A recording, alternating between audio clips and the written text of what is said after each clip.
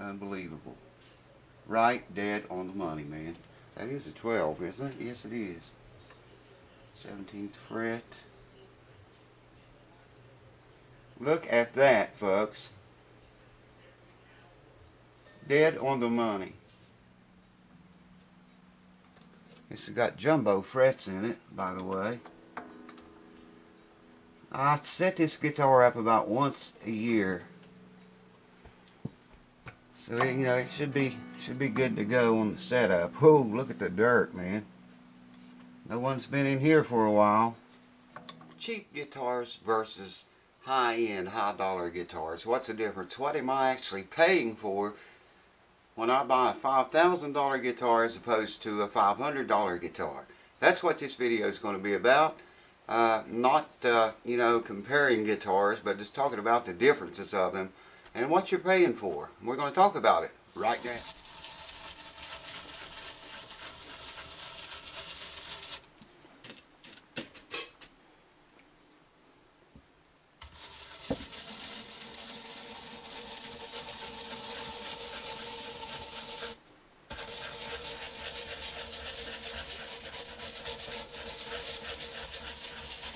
Take a piece of paper, go around your bridge and see if you can slide that paper under the bridge or not. This one will not go under there.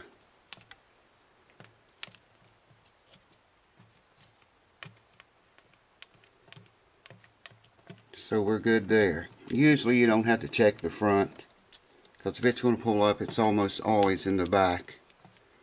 Well, it is always in the back. But there's you another tip.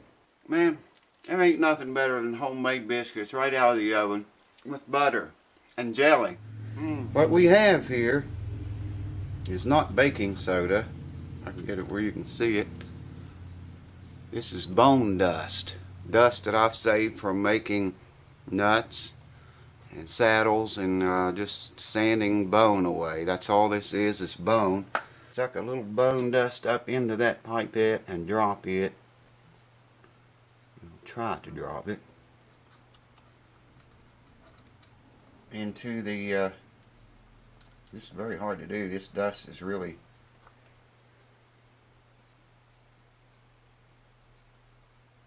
thin.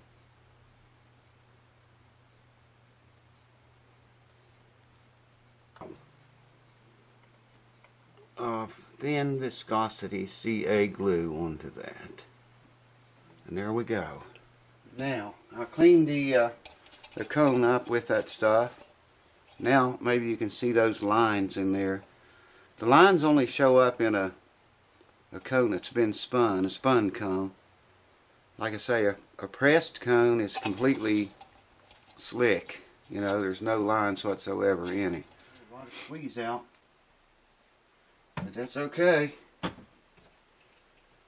Squeeze out's always a good thing, right?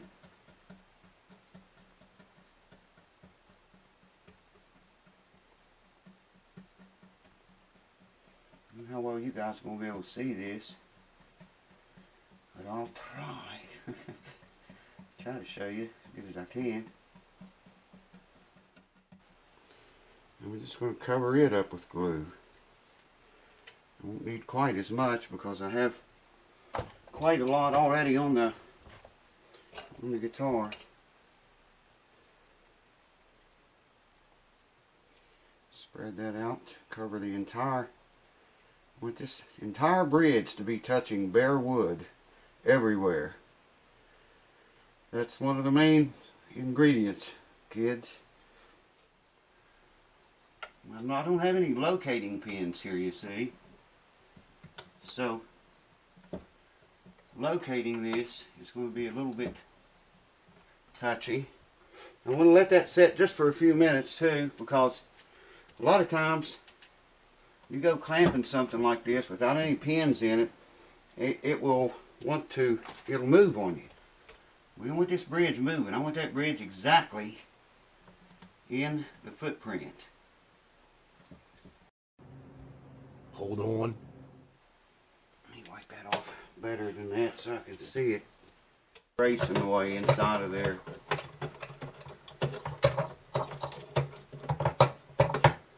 exactly in the way.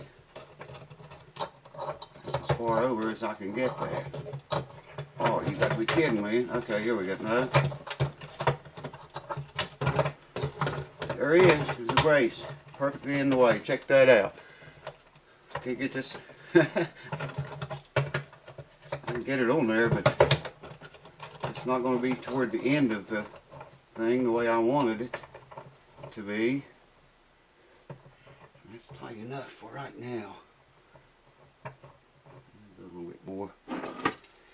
We really bear down on this thing once we do get all the clamps on it. Same thing there, brace in the way. I'm gonna have to, right there's as far as I can go, man, with that. You just wanna, I could even give you links to them.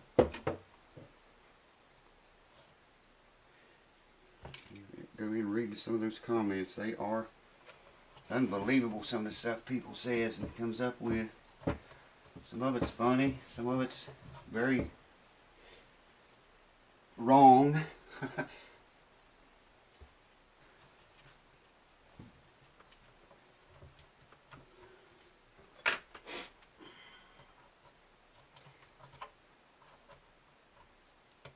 I don't know how well you're seeing this, but hopefully you're seeing it okay. Oh, you gotta check that out, man. A lot more squeeze out coming out there. This wedge right here, I need a heavier wedge. Hold on. Let's try this. Put that piece of wood there. And try to get under that. Yeah, there we go.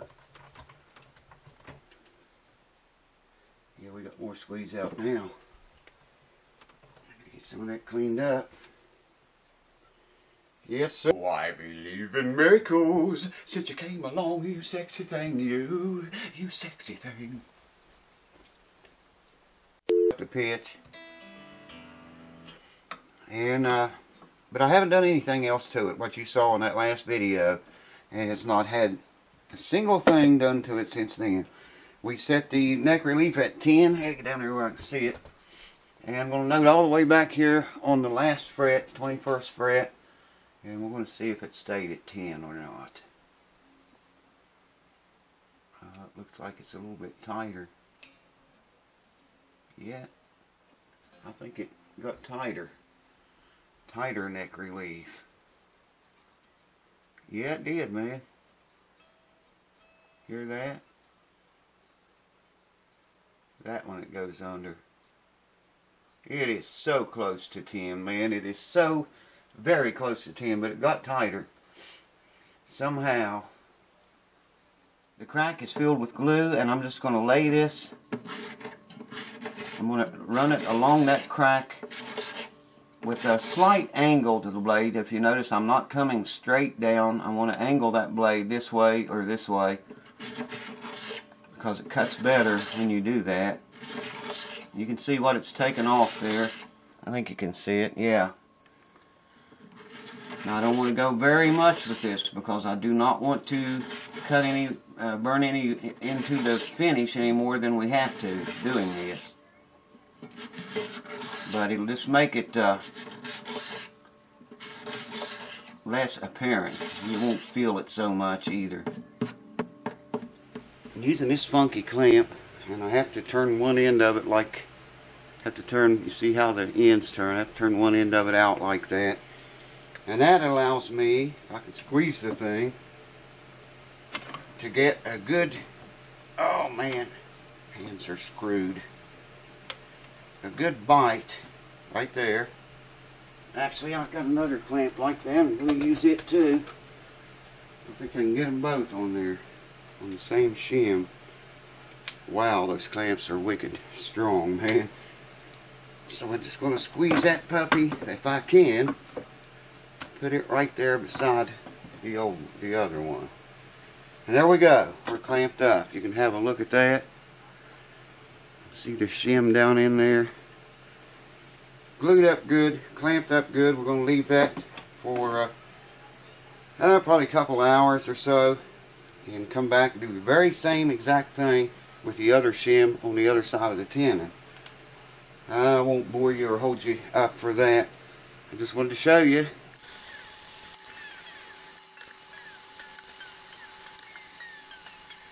Sixth string, fifth string, fourth string. Now this fourth one was the one that was so terribly high. I just want to read it. 230 thousandths. I don't know if you can see that or not. The sixth string was actually pretty low, so let's compare it. If I can hold on to it.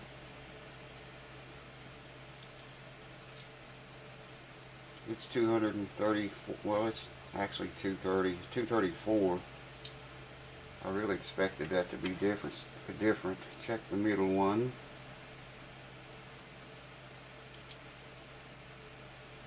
236.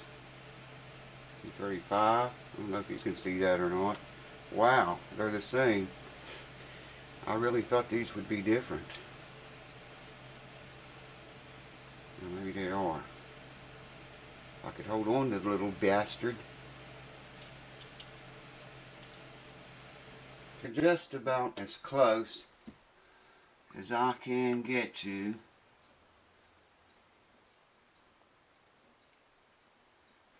You just want enough glue to run down in those cracks good.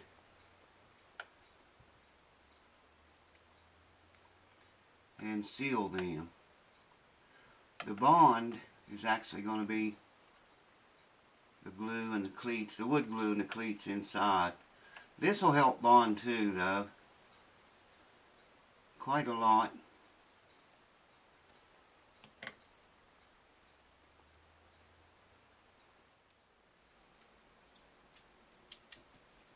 Well, come in, don't just stand there.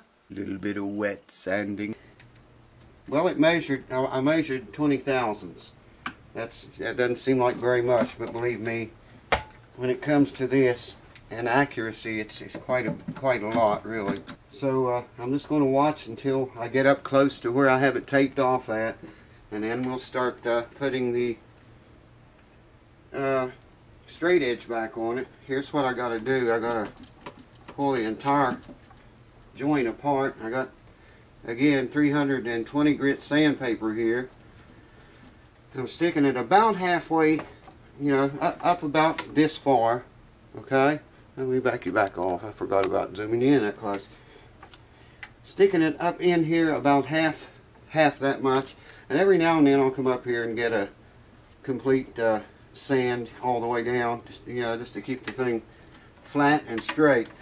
You want to make sure the neck is in where it's going to set, and just gently pull that out. I'm going to do another one on this same side. Go a couple of times for each side, and I'll have to remove some off of the very end back here too after we get down where our tape is there. You just want to make sure it's in the joint, and if you notice here I'm pulling out and downward, not up, because if I pulled it up it would inflict damage to the heel. The heel wouldn't be squared up, the way it should be, the way it's supposed to be anyway. Here, maybe you can see this side better. See, I'm only going about halfway in there. Squeeze the thing down into its position, and here again I'm pulling downwards, out and downwards, not up like that, but down like so, to avoid mucking up that heel. We don't want to screw up the heel. Get it up just enough to get that in there. There we go. And make sure it's in tight. This is the difference in doing the neck reset on a mortise tenon joint or a dovetail. If you hear that, it's the soldering station. That's what it is. I don't know how well you're going to be able to see.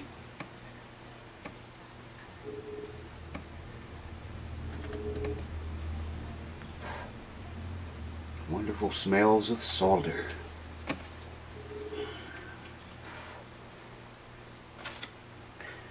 I'm going to rig up a sky cam type thing here sometime, someday, and you'll be able to see a little bit better when I do that.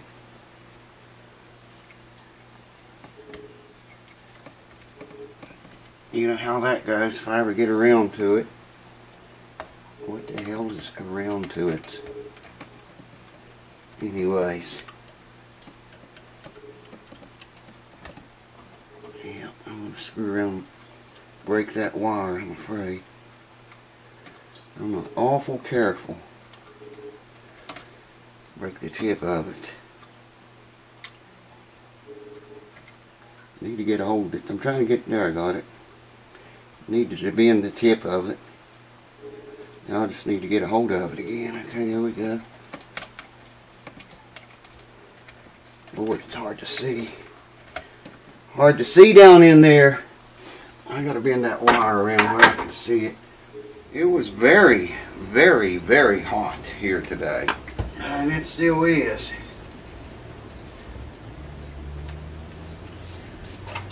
I don't know what's worse, the heat or having to plow snow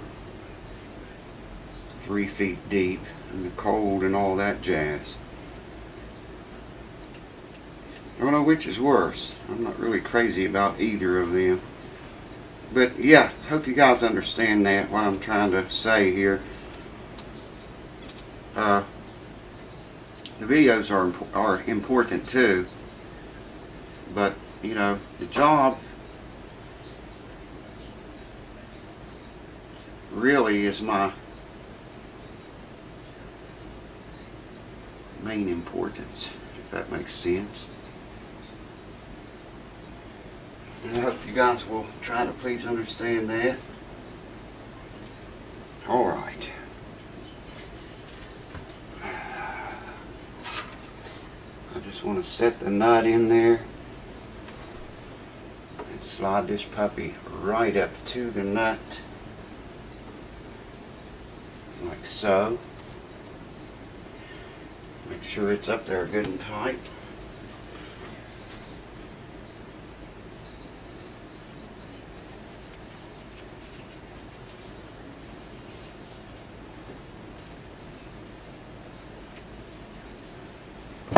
You have plenty of work time with this glue, but you know, I don't like to waste that. You know what I mean? There's no need in abusing it just because you got plenty of it, right? Right. Alright, we're good. Let's clamp him up. So what I'm going to do is put a block here, okay, leather and a block here. Place this near this.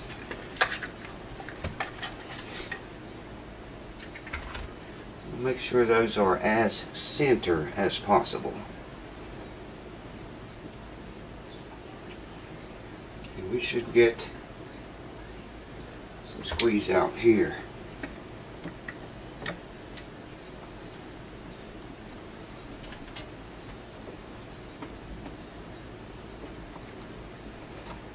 Get that nut out of there because we do not want to glue the nut in.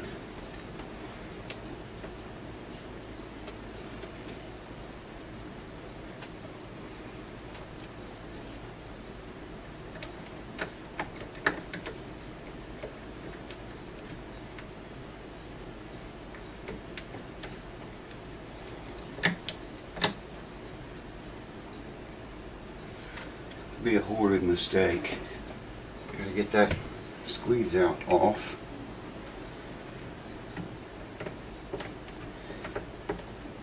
Alright, yeah. Getting lots of squeeze out. This is good.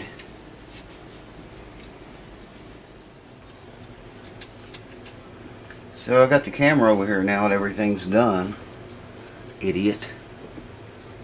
But anyways, like I was saying, I like to make the videos as good as I can for y'all, but You know, sometimes it's just the job at hand is you got to focus on that, pay more attention to that than the camera. And this was one of those times. You old subscribers, I'm sure you've been here, you've seen these times with me before.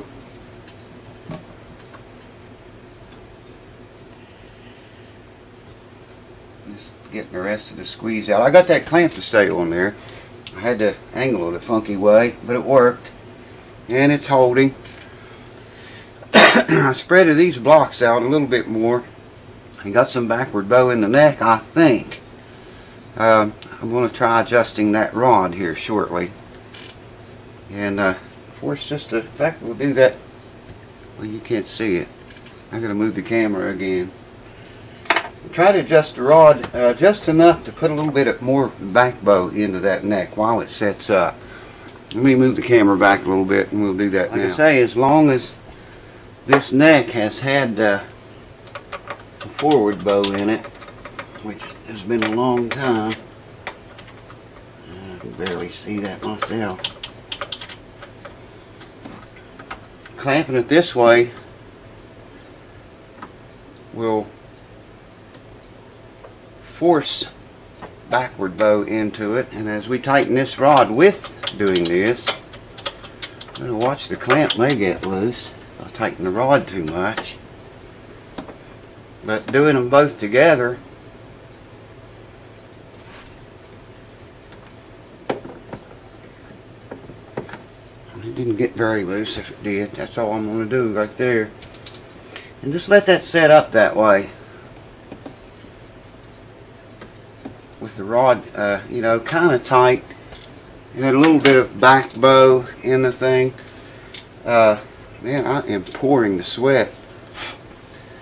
A little bit of back bow in it, and let it set up that way. I've done that before with guitars, because, like I say, it had been forward bowed a very, very long time, many years, you know, and we put string tension on it. It's probably going to want to go back forward bow again, and that's why I couldn't get a good reading with the straight edge, you know, back to the bridge back here to tell if it needed a neck reset or not.